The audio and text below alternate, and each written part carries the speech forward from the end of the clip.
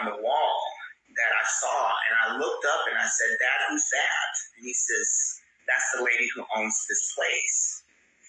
And she was posing in a posing suit, flexing her muscles, was holding this trophy in her hand.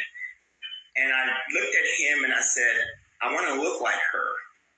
Of course, at this time I was 15 years old. I probably weighed 170 pounds at 5 foot tall. And so he looked down at me and he said, "Well, you need to start lifting some weights."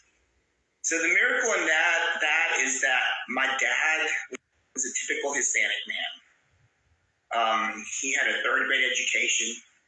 You know, he could have easily broken my spirit at that point and said, no daughter of mine's going to be in a posing suit, or no, women don't have muscles. But instead, you know, he says, "Well, you better start lifting some weights." So 2 months later was my birthday.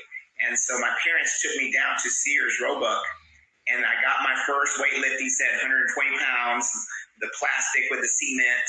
And there was a rent house next to us that my uncle owned, and it was empty at that time. So my dad says, "Well, why don't we put your weight set in there, and I'll hang you a little mirror." So that's what he did. We built me a little, table for my jam box.